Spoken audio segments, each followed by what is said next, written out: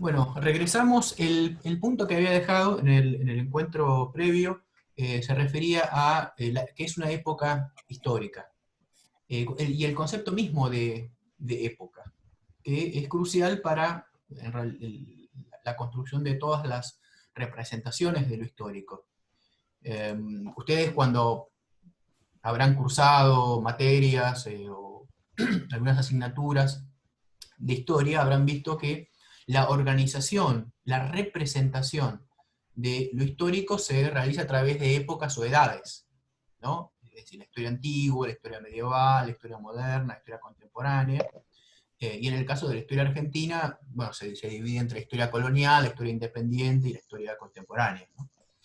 Pero ese procedimiento de establecer épocas supone un desafío conceptual e involucra algunas dificultades teóricas que son relevantes porque lo que vamos a ver de una manera muy condensada, ¿no? Pero vamos a recorrer es un diagnóstico respecto de el momento en el cual nos encontramos, ya no solo en términos de la historia antropocéntrica, o estadocéntrica tradicional, sino en un instante de una coyuntura de vacilación de las categorías de lo histórico que fueron tan centrales en el pensamiento, sobre todo occidental.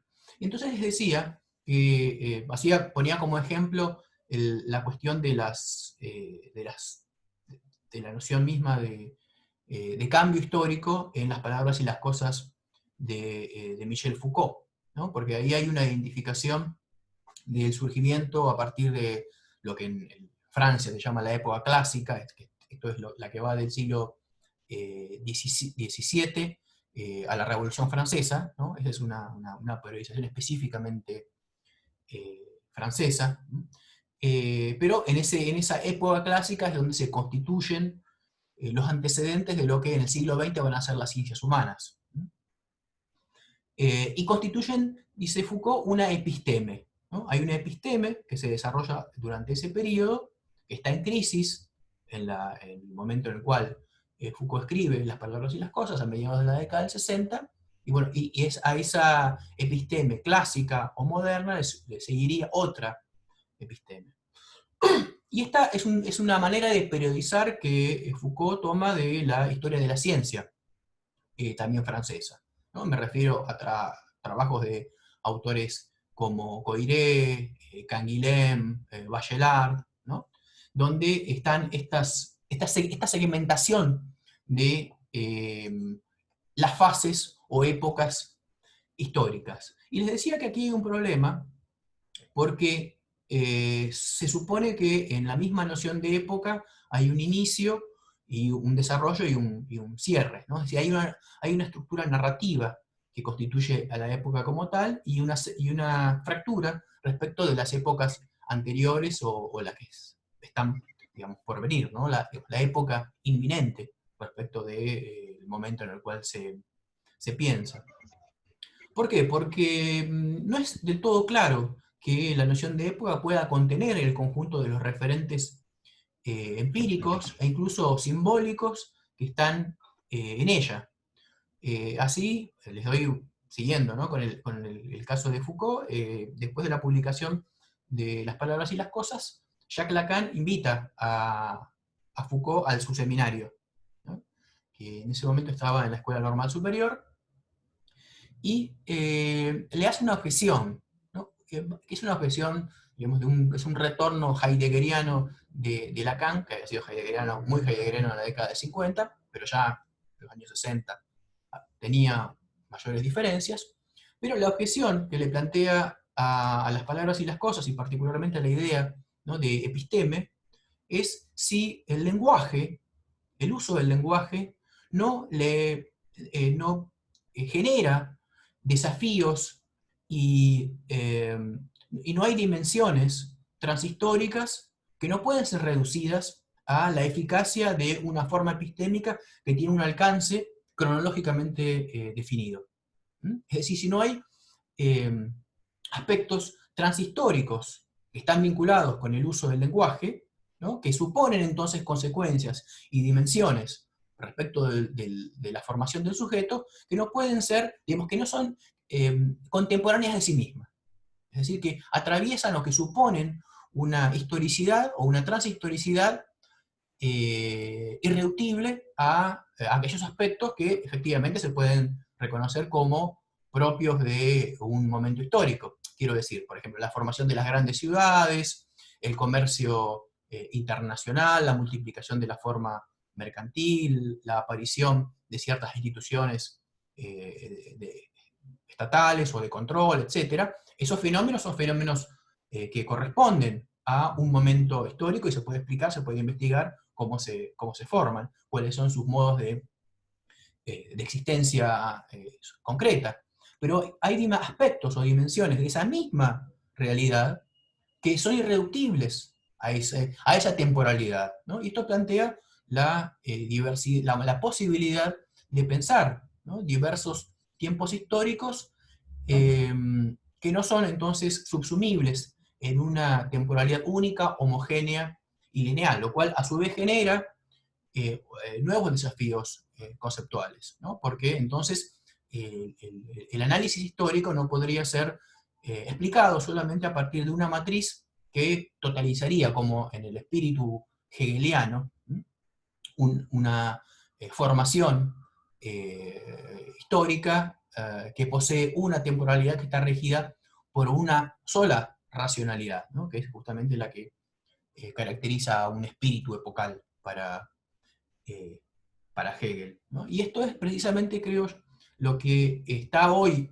lo que ha estallado en el presente a propósito del pensamiento de lo que es histórico, porque habíamos visto que la misma noción de historia suponía en su emergencia en la misma modernidad una separación radical respecto de lo natural, ¿no? La historia justamente se define por la separación de estos aspectos de lo natural que son constitutivos del ser humano y de la coexistencia colectiva humana, pero justamente aquello que aparece como el campo de lo histórico, que es donde se define la posibilidad de una racionalidad eh, humana, esa historicidad entonces que está tan vinculada con la separación respecto de las dimensiones, digamos, naturales, va a persistir, ¿no? Como un elemento central en todas las teorías o las concepciones, digamos, de la historia, que también, digamos, atraviesan el conjunto de la eh, teoría social y de las ciencias humanas. Eh, esa tensión o ese conflicto de los individuos y de los grupos, de la razón, del pensamiento, con esa otredad que es en general representada en los términos de las dicotomías clásicas del sujeto moderno como el cuerpo, ¿no? El cuerpo como el lugar, ¿no? El sitio de las pasiones, de la sinrazón, de las pulsiones, de todo aquello, digamos, sublime que no puede ser plenamente, ¿no? Incorporado a una razón, que es justamente donde se define el lugar de lo histórico, ¿no? Una historia que es siempre una historia de la escritura, es una historia escrita que supone una documentación, y que hoy se encuentra, como les decía, en crisis en la medida en que, y yo les propuse dos lecturas que son en muchos aspectos cercanas, en otros no obedecen o no siguen un mismo discurso, el de Rossi Braidotti y el de Donna Haraway, ¿no?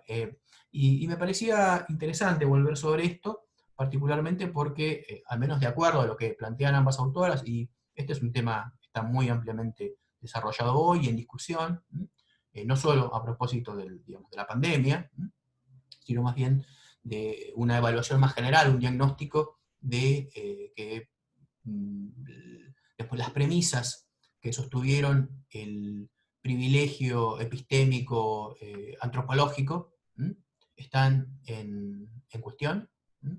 Em, Creo que ahí tenemos, digamos, podemos reconocer justamente ese desplazamiento de, por un lado, del excepcionalismo antropocéntrico, ¿no? Esta eh, convicción respecto de que hay historia cuando los individuos humanos intervienen y organizan, dominan o imponen una ley. Y este es un problema efectivamente que está vigente en cualquier representación de la historia. Por ejemplo, si pensamos la historia argentina, ¿cuándo comienza la historia argentina? Bueno, la historia argentina, digamos, básicamente comienza a principios del siglo XVI, con la llegada de Juan de Garay, Pedro de Mendoza, bueno, los primeros adelantados. Pero antes de eso no hay historia. No hay historia porque con ello llega la razón, digamos, llega la religión, llega la producción, es decir, todos los rasgos constitutivos digamos, del concepto de historia occidental. Y esto es efectivamente un problema. Es un problema porque, por ejemplo, podríamos pensar, y esta es una discusión que está hoy en la palestra, si no existen otras modalidades de relatos que puedan aspirar a la condición histórica, pero que, por ejemplo, no sean escritos. Si puede haber, y existe la posibilidad de recuperar de alguna manera las historias orales de, por ejemplo, los que hoy se denominan los pueblos originarios, que fueron representados en las narraciones históricas tradicionales como objetos, ¿no? O como obstáculos a un proceso de construcción de la nación argentina. Digamos, aquí quiero señalar aquí que en los relatos históricos que constituyen en buena medida los fundamentos de nuestras propias representaciones de la nación, nuestras identidades. Bueno, estoy pensando que sé que no es el caso, que tomo como ejemplo, ¿no? La historia argentina. Eh, pero esa construcción de nuestras identidades como una comunidad imaginada, esto es como un conjunto de discursos que crean un lazo eh, histórico, temporal, en el largo plazo, en el cual quienes están o nacimos o crecimos o nos identificamos de alguna manera con la historia argentina, pareciera que tenemos un vínculo, ¿no? Quiero decir, no es para nada claro que cualquiera de nosotros y nosotras tenga algo en común con el resto de quienes estamos ahora participando de esta reunión por Zoom, pero pareciera que quienes heredamos de alguna manera la condición de argentinos o argentinas, sí poseemos una conexión, ¿no? Hay algo que nos vincula. Eh, y en este sentido, si hubiera aquí en la reunión alguien de, no sé, de Colombia, o de Brasil, o de Chile, de alguna manera hay una comunidad imaginada entre los argentinos y argentinas. Eh, Hay un pasado, ¿no?, compartido que nos une, que nos vincula imaginariamente, simbólicamente, y que nos separa de esas otras personas de Brasil, de Chile o de Colombia que podrían estar aquí. Entonces, tenemos más vínculo imaginario con, por ejemplo, no sé, voy a dar un personaje político, Mauricio Macri, por ejemplo, que con un vendedor senegalés de determinado producto. ¿Y qué es eso que nos hace sostenernos en esa comunidad con el señor Macri y no con el señor o la señora senegalesa? Bueno, es compartir una comunidad imaginada. ¿Cómo se construyen las comunidades imaginadas? Por ejemplo, el concepto de nación, ¿no? Es una comunidad imaginada. Bueno, hay distintas teorías que plantean esto, pero la de un autor, Benedict Anderson, intenta mostrar cómo digamos, la construcción de estas identidades colectivas, que es algo que, como yo les expliqué en un video, en este seminario no pudimos tocar, ¿no? Básicamente nos dedicamos a problematizar la dimensión individual del sujeto, pero está en el siglo XIX, surgen estos sujetos colectivos, ¿no? La nación, el pueblo, que involucran un conjunto de desafíos conceptuales particulares, pero según Benedict Anderson, la construcción de la nación se vincula con el nacionalismo, y la difusión de la imprenta, de la alfabetización, del desarrollo entonces de lo que él llama el capitalismo de lo impreso, ¿no? Que es lo que permite, por ejemplo, crear la idea misma de una comunidad. Y esto, los periódicos son relevantes para Anderson, es decir, que pueda existir un mismo diario, supongamos, no sé, el diario La Nación, que pueda ser leído en Salta, en Buenos Aires, en Chubut y en Mendoza, crea una contemporaneidad de los individuos que leen, ¿sí? Y constituye una misma imagen, y la posibilidad de representarse como parte de una colectividad, que de otro modo no estaría dada de antemano. Y lo mismo, por ejemplo, esto se ha pensado cómo se construyó la idea misma de que en Argentina pertenecemos a este país, ¿no? La Argentina, que supone también una dimensión de la representación de la imagen. Es decir, cuando pensamos Argentina, pensamos el mapa de la Argentina. Y lo mismo ocurre con los otros países, ¿sí? Pero el mapa de la Argentina es una construcción relativamente tardía. Recién en la década de 1940, el Instituto Geográfico y Militar terminó de diseñar el mapa de la Argentina, porque había zonas, particularmente en el noreste y en la zona patagónica, que no estaban plenamente definidas, ¿no? Y otros fenómenos también que permiten esa construcción de la comunidad imaginada. Por ejemplo, el turismo carretera, ¿no? Que seguía un recorrido en las carreras de autos a lo largo del país. O la generalización de los clubes de fútbol, donde no solo están los clubes particulares digamos, de las provincias o de las ciudades, sino también los clubes nacionales. Entonces una persona puede ser, no sé, hincha de Talleres de Córdoba, pero también de Boca Juniors, ¿sí? Y esto crea, a través de prácticas, la posibilidad de representarse como parte de una nación.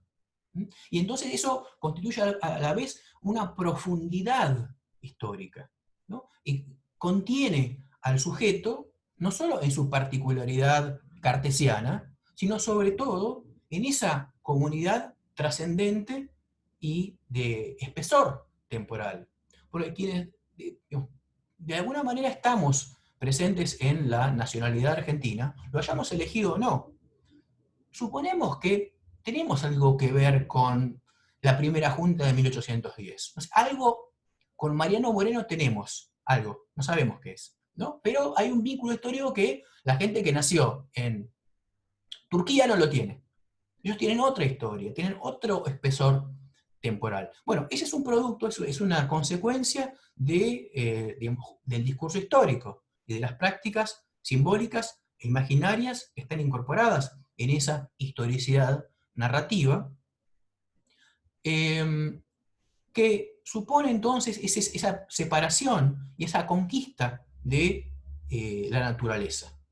Y en el caso, otra vez, de la historia argentina, en buena medida la constitución de esa dimensión interpeladora de lo nacional, emerge como un proceso de subsunción de la naturaleza y de los límites de lo natural en términos de conquista. Sea, digamos, la conquista de la civilización respecto de la barbarie, sea la barbarie los pueblos indígenas o originarios, o las montoneras gauchas, ¿no? Que no participaban del proyecto civilizatorio, o la conquista espacial, o sea, la conquista llamada conquista del desierto y otro tipo de formas de colonización que constituyen los aspectos centrales de la construcción de la nación histórica, en este caso en este país. Digo esto para subrayar hasta qué punto esta conmoción de, de la dicotomía entre naturaleza y cultura, esta relativización del centralismo, del privilegio epistémico antropológico, este antropocentrismo que está en cuestión en el posthumanismo o en el postantropocentrismo, en nuevas maneras de concebir, todavía en términos conceptuales y en algunos casos utópicos, como parte de esa conmoción, ¿no?, de la coyuntura civilizatoria en la que nos encontramos, puede conducir a una reformulación de esas matrices en las cuales todavía hoy creo que nos constituimos como sujetos. Es decir, en nuestra propia construcción individual y colectiva, en realidad hay varias construcciones individuales y varias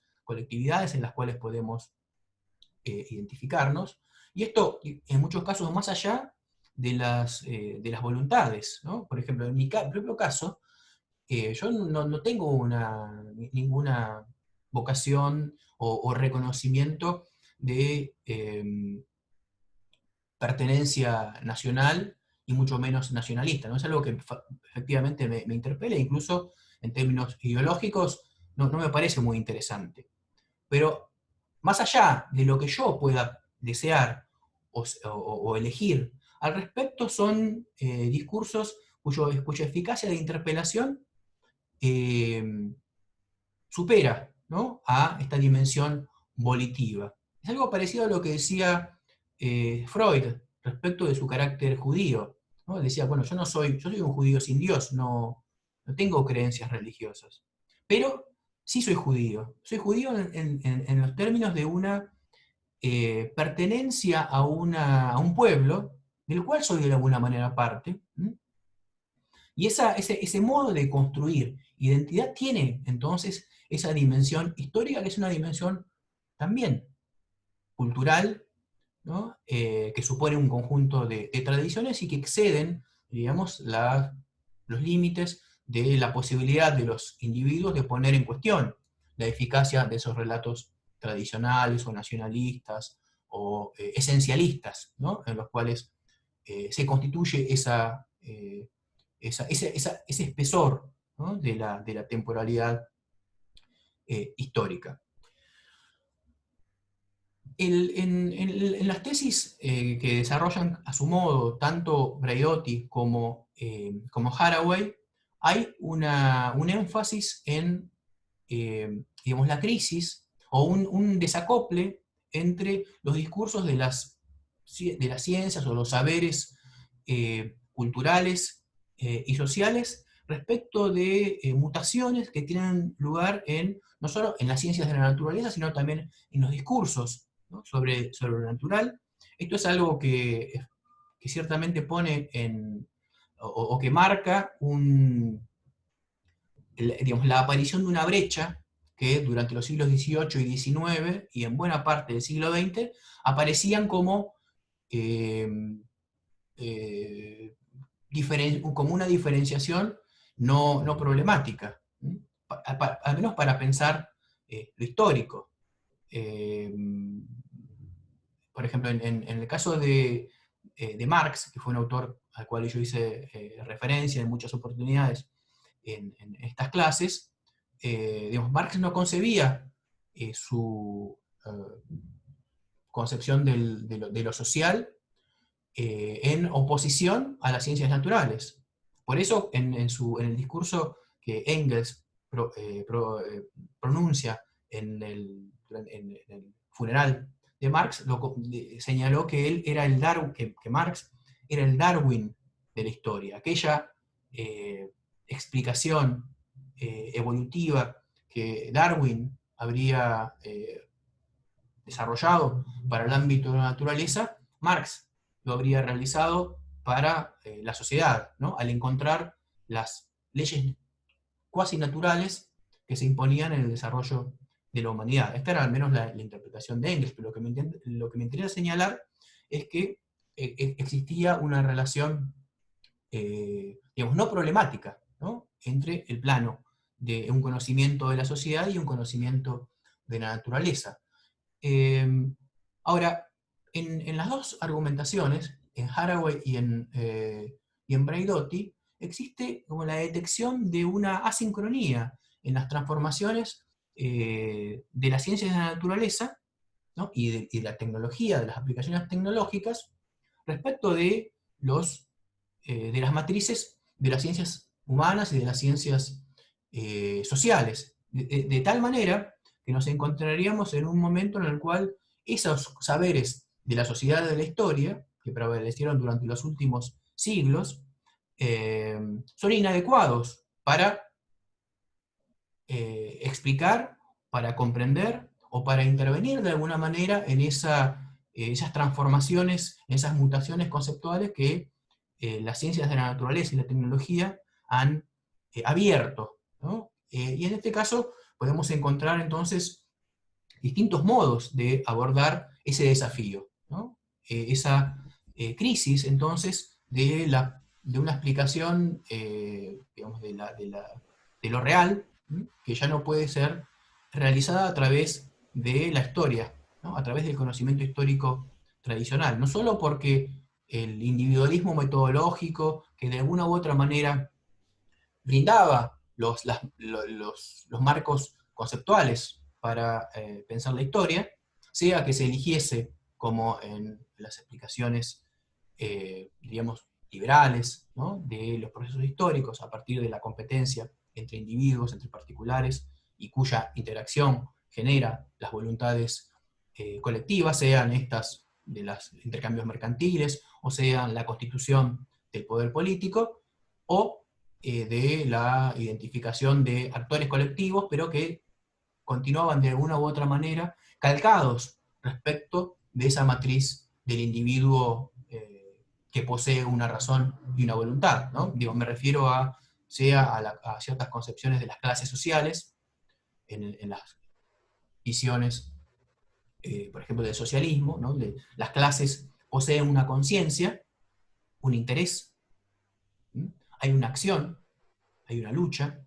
Todos esos términos asociados a las clases sociales estaban calcadas o eran tomadas de moldes de inteligibilidad previamente desarrollados en términos individuales, ¿no? Ahora bien, ese modo de comprender y explicar la historia, según estas autoras, está en cuestión en la medida en que la distinción crucial entre naturaleza y cultura, y otras que son derivaciones de la misma, entre humanidad y animalidad, por ejemplo, están, como les decía, en crisis. Ahora, algo que me interesa Perdón, subrayar, ¿sí? ¿Hola? Omar, sí, Omar, te hago una consulta Sí. antes de que avances, sobre lo que planteaste respecto de que en Marx no hay una diferenciación tan marcada entre ciencias sociales y ciencias naturales. Tampoco hay un cuestionamiento o una crítica respecto al dominio del hombre en la naturaleza, digamos. En ese sentido no se desprende de una lógica más racionalista o positivista. Bueno, yo señalaba que esa afirmación la plantea Engels, ¿no? En el discurso eh, del funeral.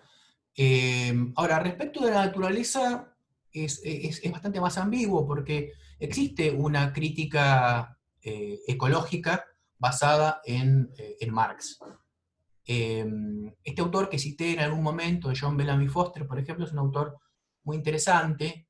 Otro puede ser Michael Lowy, que intentan desarrollar, ¿no? Una idea de que el desarrollo del productivismo capitalista, de hecho la misma idea del capitaloceno, ¿no? Como una fase del devenir eh, geologizante de un momento histórico y de relaciones sociales y de modos, de modalidades de producción, consumen la naturaleza, ¿no? Esto es que la misma lógica ciega de la acumulación capitalista no posee un límite en la preservación, por ejemplo, de los recursos naturales, la misma idea yo diría, de la universalización, una lógica extractivista, por parte del desarrollo del capital, y esto hay textos de Marx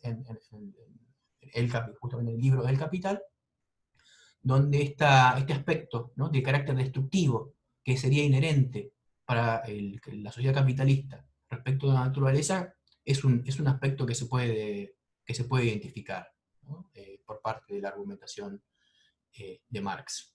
Que como te decía, Pierinan, hay desarrollos, ¿no?, que tratan de mostrar esta dimensión eh, de destrucción natural como intrínseca al capital, ¿no? Y me parece que no tanto en Braidotti, pero sí en Haraway, que ya proviene de hecho de una vertiente del socialismo marxista, de un feminismo que dialoga con el marxismo, está, ¿no? Pero, digamos, la aparición de estas nuevas modalidades digamos, de concepción de lo natural, donde ya luego del desplazamiento del antropos, encontramos dimensiones de simpoiesis, ¿no?, donde ya no es, digamos, la autopoiesis de los organismos, aquello que permite comprender sus interacciones, sino eh, una ambivalencia de lo que él ya denomina el composteo, ¿no? Esto es la aparición de prácticas que en algunos casos están generadas por la tecnología y las ciencias naturales, pero en otras en realidad pertenecen a otros modos de civilización, ¿no? Ella, por ejemplo, no en la selección que hice de el libro Seguir con el problema, que se vincula con la invención de parentescos, ¿no?, en lugar de la transmisión, tener bebés, dice, ¿no?, tener parentescos en lugar de tener bebés para separar, ¿no?, ese mandato de la reproducción humana respecto de las posibilidades de pensar la multiplicidad de la naturaleza. Digamos, en ese análisis hay un lugar para digamos, una reflexión crítica respecto de hasta qué punto es esto una posibilidad ambivalente que es inherente al desarrollo de la sociedad capitalista, pero que tiene esa eficacia destructora, ¿no? Eh, pero que, como les decía, no tiene, en ambos casos hay una dimensión fuertemente anticipatoria de estos análisis. En Braidotti es el lugar de la ciencia ficción es bastante menos significativa que en Haraway. Para Haraway es constitutiva. De alguna manera, su tesis respecto de que se abre la posibilidad de este nuevo momento, ¿no?, de la coexistencia sobre la Tierra, que esto es lo que llama Juluceno, eh, refiriendo a organismos que no están matrizados por la idea del sujeto individual, de una voluntad, ¿no?, humana, racional, sino más bien en unas formas, ¿no?, cordadas o anudadas que encuentran más en la araña, ¿no?, o en los gusanos, los modos no solo de construcción de la existencia de los vivientes, sino también de sus vínculos, ¿no?, de sus interacciones, donde la misma noción de que existen especies, ¿no?, separadas, cada una con sus propias modalidades de existencia, en competencia, ¿no?, es decir, una competencia violenta, aparecen como posibilidades de representación digamos, de la vida, ¿no?, pero también de la muerte y en ninguno de los dos casos se encuentra una mirada ingenua, ¿no?, respecto de esta crisis, ¿no?, de la centralidad eh, antropocéntrica, ¿no?, característica de lo histórico. Y aquí la cuestión es, bueno, si esto, que es todavía una intervención en buena medida utópica, Braidotti es muy prudente, creo yo, al señalar que no está clara cuáles son las tendencias en las cuales estas dimensiones post-antropocéntricas se van a estructurar, ¿no? Cómo se sedimentan estos procesos que ya carecen de la idea misma de que existe un sentido, ¿no? De la historia. Ahora bien, digamos, para reflexionar sobre la construcción histórica de los sujetos y las subjetividades, entiendo que aquí tenemos bastante más que la evaluación de los alcances, ¿no? de estas reflexiones, porque diríamos que, siempre pensando en términos retrospectivos, desafían, ¿no? Las categorías con las cuales se constituyeron las convenciones y los conceptos heredados de las subjetividades y los sujetos. Y por ejemplo, hago esta referencia porque sé que hay muchos y muchas integrantes del curso que provienen del campo psi, ¿no? Psicológico, psicoanalítico. El saber sí, se constituyó fuertemente en esa divisoria, ¿no? Entre naturaleza y cultura, o entre lo pulsional, ¿no? y lo simbólico imaginario. Eh, Buena parte de las distinciones cruciales que habitan el saber psicoanalítico, creo yo, se ven fuertemente cuestionadas, ¿no? Por esta revolución que pareciéramos estar experimentando, ¿no? Una revolución que no tiene una orientación clara, pero que sí hace que estallen buena parte de estas categorías con las cuales se constituyó el pensamiento occidental y moderno. Bueno, no sé si tienen algún comentario respecto de lo planteado hasta aquí.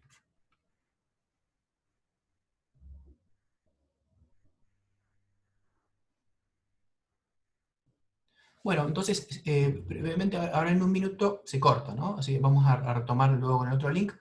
Pero como les decía previamente, si bien estos son fenómenos que son teorizados hoy a partir de las novedades científico-tecnológicas, sin embargo hay otras prácticas en otras experiencias civilizatorias, por ejemplo entre los navajo, cuenta Haraway, y también en algunas otras poblaciones por ejemplo, amazónicas, ¿no? En las cuales esta misma distinción naturaleza-cultura, tan propia del pensamiento occidental, no es relevante. Y entonces esto nos lleva a pensar si en realidad buena parte de lo que hemos pensado como historia no ha sido una construcción, ¿no? Deudora de esa distinción categorial sobre la cual podríamos regresar. Bueno, creo que esto se va a cortar, ¿no es cierto? Y retomamos con el próximo link. Me dice acá que en menos de un minuto